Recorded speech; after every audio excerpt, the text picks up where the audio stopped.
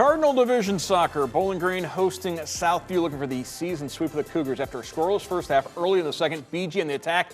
Senior captain Maddie Adams tackled in the box, draws the penalty, and on the PK, Adams goes low into the left for the goal. Bobcats in front. BG beginning to control the pitch. Ella Kester shot on goal. Southview's keeper gets a hand on it, but it squirts free right to Josie Regal, slams the rebound home.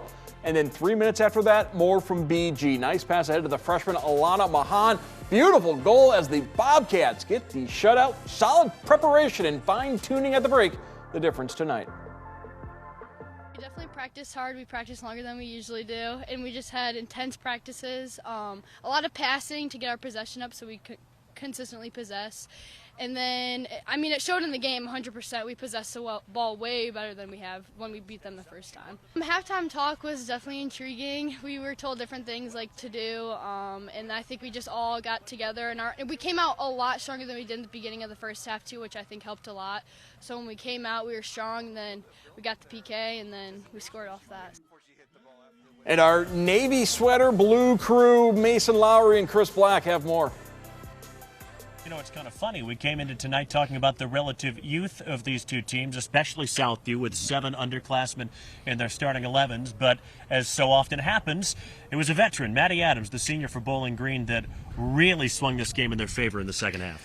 Yeah, at some point, obviously, the experience takes over, and maybe that's what it was in the final third. Her taking on the back line, being a lot more aggressive, the full Bowling Green team, and maybe that was a catalyst for more players to do that as well. But yeah, she led to a great PK goal in the end and a great finish as well. So that attitude, a difference maker. But I think youth was still served. It was a lot of fun to watch what the now and the future is for these teams. Yeah, it's a Bowling Green team that has so much pace in the attack, and not just that they have a lot of quickness, they have a lot of players that are quick, and they can keep rotating that forward line as often as they care to. We saw on a number of occasions tonight when they would swap 4 or 5 players at once, and you and I both came to the conclusion that's going to make them a real tough outcome tournament time. Yeah, it does, because you're not training for just particular players for one if you're an opponent, but then also, yeah, you've got fresh players you're able to run at people, and the defenses have to deal with that, or maybe it's tournament time. Some players just step up towards tournament time and they mature and they're ready to play.